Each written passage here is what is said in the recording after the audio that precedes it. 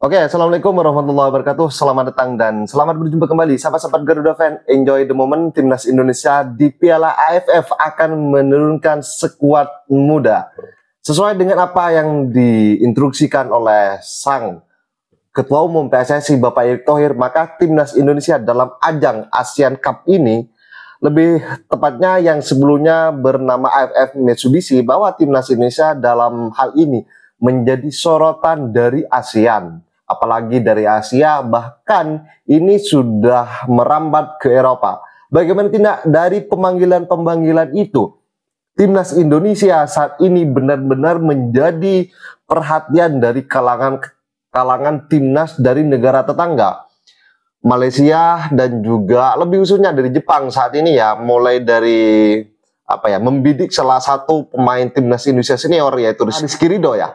Dan sahabat-sahabat Garuda, apakah dengan penurunan skuad muda ini yang dilakukan dan juga diinstruksikan oleh Bapak Erick Thohir sesuai dengan hasil dari rapat dalam Exco PSSI, bahwa Timnas Indonesia memang betul-betul menyiapkan tim bagaimana yang sebelumnya yang selalu dikritik oleh pengamat yang katanya itu ya adalah pengamat yang suka mengkritik, yaitu Bung Towel dan juga antek-anteknya, bahwa Timnas Indonesia saat ini memandang bagaimana Piala AFF adalah bagaimana Timnas Indonesia untuk mempersiapkan dirinya di event yang lebih tinggi lagi, yaitu di ajang SEA Games. Dan sahabat-sahabat Garuda, apakah setelah TV One memanggil Bapak Erick Thohir dalam podcastnya, dan kita menunggu apakah dan selanjutnya Towel dan kroni-kroninya sanggupkah bertemu dengan Erick Thohir? Dan sahabat-sahabat Garuda,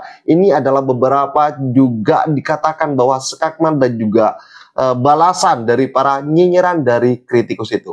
Ketua Umum PSSI Erick Thohir berharap pemain muda Indonesia dapat sepenuhnya mendominasi skuad Garuda di Piala AFF 2024. Namun keputusan akhir tetap diberikan kepada sang juru latih Sinteyong. AFF 2024 akan menjadi ajang pembuktian kualitas pemain muda Indonesia. Apalagi nama-nama pemain Timnas U22 mendominasi skuad Merah Putih yang nanti akan berlaga di turnamen bergengsi se-Asia Tenggara itu. Menurut Ketua Umum PSSI Erick Thohir, hal ini positif demi kelangsungan pemain muda di tanah air. 150 pemain, Pak. Bener itu, Pak. Banyak banget, Pak. Yang ngomong siapa?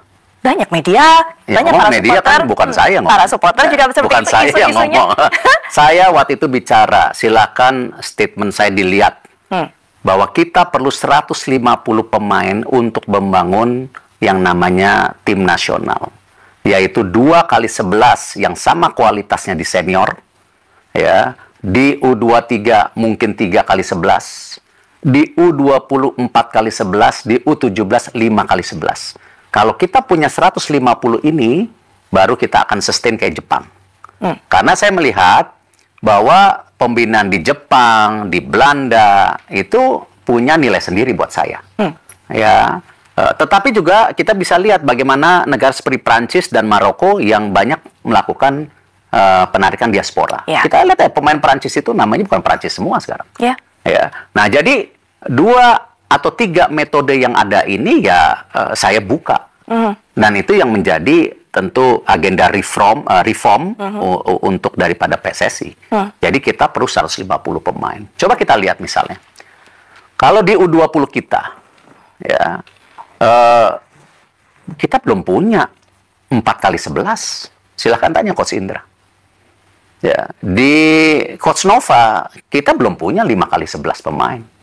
Even tim nasional kita yang hari ini 2x11 aja belum. Nah, artinya apa? Untuk mengisi posisi-posisi ini ya dari mana? Ya tadi, pembinaan secara kontinu dari grassroots, ataupun ada yang namanya quick wins yang kebetulan tidak melanggar aturan FIFA. Ya. Di mana aturan FIFA itu jelas, bapak, ibu, nenek, kakek. Tetapi itu pun ada doorstop kita. Doorstopnya apa? Klub, no money. Semua based on naturalism. Based on nationalism. Ya. Jadi ya orang-orang ini kita dorong ya memang ya kita lihat bagaimana misalnya Kevin Dix kemarin main terus cedera. Dia ada risiko besar loh. Gajinya dia di klub berapa? Nah, dia ini nanti summer dia boleh pilih bebas bermain di klub mana. Dia punya valuasi yang tinggi. Dan mereka, dia mengorbankan cedera. Jay Indes tadi malam habis main, langsung berangkat. Ya, saya dengar. Jadi, tolong nilai juga pengorbanan mereka, gitu. Jangan hanya ngelihat dari sisinya, oh diaspora, lokal. Saya nggak suka ketika dibanding-bandingkan antara diaspora dan lokal. Sama. Bangsa kita, masa kalau ngelihat bangsa lain langsung, waduh, kenapa? Kita bangsa besar kok. Kita juga harus merasa kita setara dengan mereka. Nah, jangan kita gara-gara penjajahan yang sekian lama, yang dirasakan bangsa kita, ataupun karena dijajah Jepang, dijajah Portugis atau Belanda, kita merasa kita langsung tidak setara. Nah, ini yang saya dorong bahwa semua talent pool terbaik yang ada di Indonesia ataupun dunia yang punya kesempatan membangun Merah Putih, ya kita harus beri kesempatan.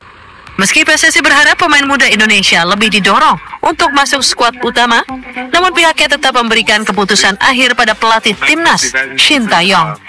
Bung Toel, orang awam pun paham dan sudah menduga bahwa lawan Jepang kita bakal kalah. Tapi dengan semua extra effort dan gembar-gembor di level Asia, kalah dengan skor 0-4 kebangetan. Adakah yang sportif mau bertanggung jawab atas kekalahan ini? By the way, ini statementnya habis pertandingan Indonesia melawan Jepang ya. Gimana Bung Harpa dan Mas Sabto melihat statement ini? Gembar-gembor. Gembar-gembor. Yang gembar-gembor itu siapa ya? Ya kalau bertanggung jawab ya pasti pelatih lah. Pelatih apakah kita bisa menang? Kan mustahil juga. Apakah kita bisa imbang? Ya sulit juga untuk menghadapi Jepang. Jepang yang kemarin aja mainnya menurut saya pribadi itu belum 100% gitu. Ya kalimat pertama. Jadi nggak kebangetan karena dia pun tahu kita akan kalah gitu. Adakah yang sportif mau bertanggung jawab? Ada. Ya Pak Erick Thohir kan. Kalah itu pasti. Sebuah tim pasti ada kalahnya. Tapi bagaimana comeback stronger? Itu kita lihat di nasional kita Bang Arab Saudi. Ya setelah foundation habis itu langsung ya, seminggu kemudian beritanya tentang dia mendirikan akademi. Dan apa yang menjadi visi dan juga misi dari akademi Shin Tae-yong ini, ya jelas dia akan memberikan something untuk sepak bola kita.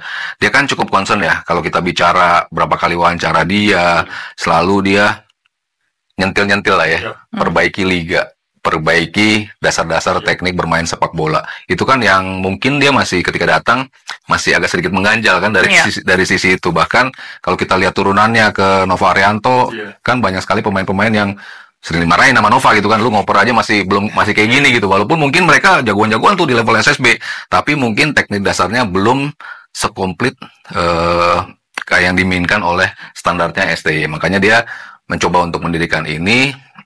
Dan kontribusinya jelas untuk sepak bola kita gitu. Karena dia ingin kan sepak bola kita dari semua level tuh semakin bagus. Persiapan Piala AFF 2024 mulai dikebut.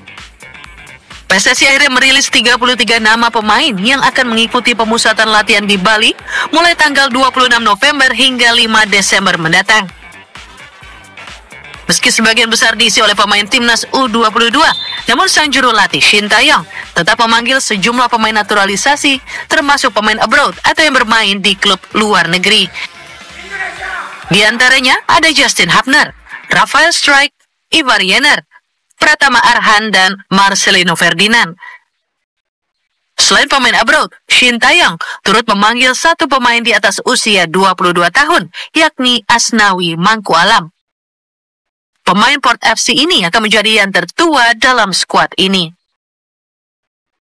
Meski belum pasti apakah klub mengizinkan para pemain, mengingat Piala AFF bukan agenda resmi dari FIFA, namun STY tetap akan menurunkan pemain terbaik untuk skuad Garuda.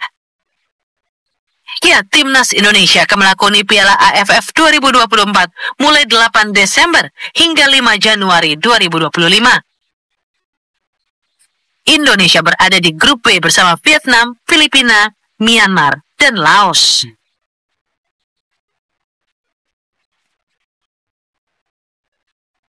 Pemirsa, Timnas Putri Indonesia sukses menembus semifinal Piala AFF Wanita 2024. Sri Kandi Merah Putih ini berhasil kalahkan Malaysia 0-1.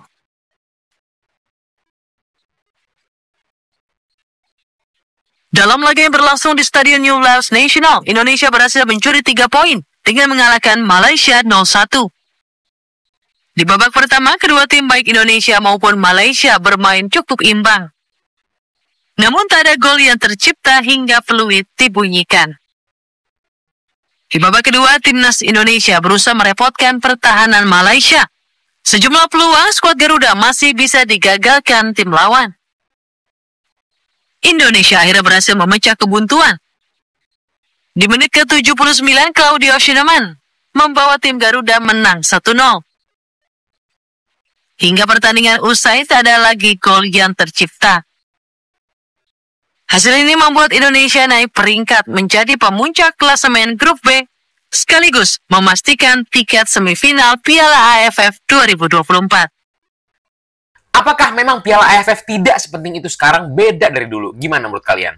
Oke guys, pertama coba kita lihat dulu skuad dari timnas Singapura loh nih guys ya, Singapura. BTW di grupnya, Singapura tergabung bersama Thailand, Malaysia, Kamboja, dan juga nih Timor Leste ya di grup A. Coba kita lihat skuad dari timnas Singapura. Mungkin ada beberapa nama yang kita kenal seperti Faris Ramli lah, Haris Harun lah, ada si Anu Mantan ya kan, yang memang sebelumnya juga pernah bermain bersama timnas Singapura lawan timnas kita. Tapi tidak ada nama Irfan Fandi, Ihsan Fandi, Ilhan Fandi, ya kan? Nama-nama pemain yang mentereng dari Singapura lah. Berarti tandanya apa? Singapura pun tidak menganggap Piala AFF ini serius. Selanjutnya adalah timnas Malaysia. Ini adalah skuad resmi timnas Malaysia yang dibawa ke Piala AFF nanti ya.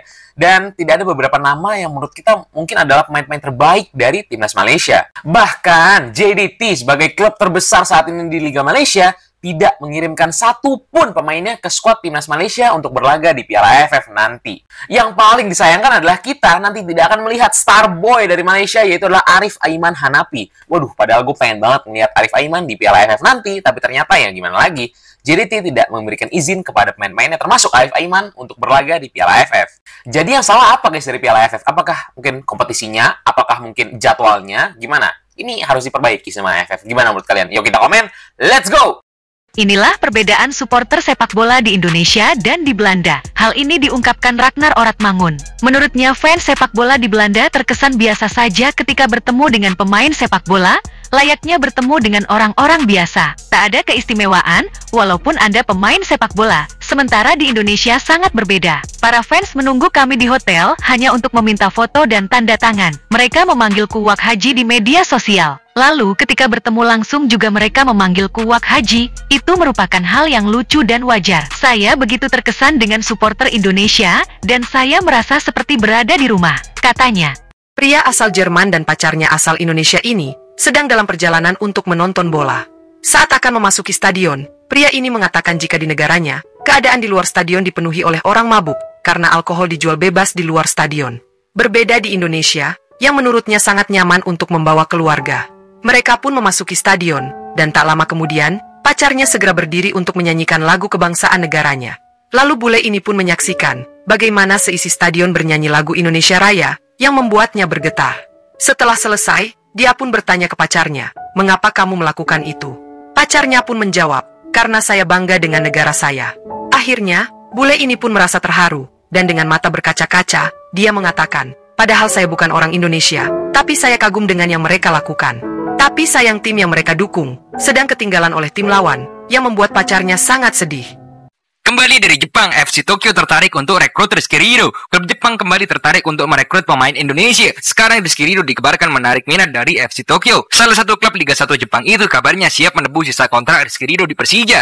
Ridho sendiri masih punya kontrak dengan Persija hingga tahun 2026. Namun perlu diingat bahwa FC Tokyo masih dalam kabar tertarik. Belum ada keputusan bulat. Dengar berita ini sebenarnya admin agak trauma. Apalagi klub Jepang hanya marketing doang ketika rekrut pemain Indonesia. Pemirsa Pesta Gol, tim nasional putri Indonesia sukses mengalahkan Singapura dengan skor telak 5-1. Perayaan kemenangan disambut sukacita skuad Garuda Pertiwi. Ini sepak bola penting, karena sepak bola adalah harga diri bangsa dan rakyat. Lagu Tanah Airku menggema di Stadion Madia Gelora Bung Karno, Jakarta. Indonesia harus masuk Piala Dunia. Malam. Tangis haru pun pecah saat skuad Garuda Pertiwi ikut bernyanyi di tengah lapangan bersama ribuan supporter yang hadir berikan dukungan. Ya, dalam laga uji coba internasional ini, timnas putri Indonesia memang tampil Spartan sejak menit awal. Garuda Pertiwi berhasil unggul pada menit ke-11 melalui gol Marcella Yuliana, memaksimalkan umpan dari Rosdila Siti. Laga semakin seru saat Singapura mampu semakan kedudukan 8 menit berselang lewat tandukan Dorcasu. Di babak kedua, Indonesia yang meningkatkan tempo permainan kembali unggul. Lewat sepakan keras Claudio Schunemann pada menit ke-63, 2 gol lewat sepakan Marcella, dan tendangan penalti yang dieksekusi dengan tenang oleh Claudia di menit 87. Pesta gol Indonesia ditutup dengan gol yang dicetak Reva Oktaviani saat injury time. Indonesia pun menang telak 5-1 atas Singapura.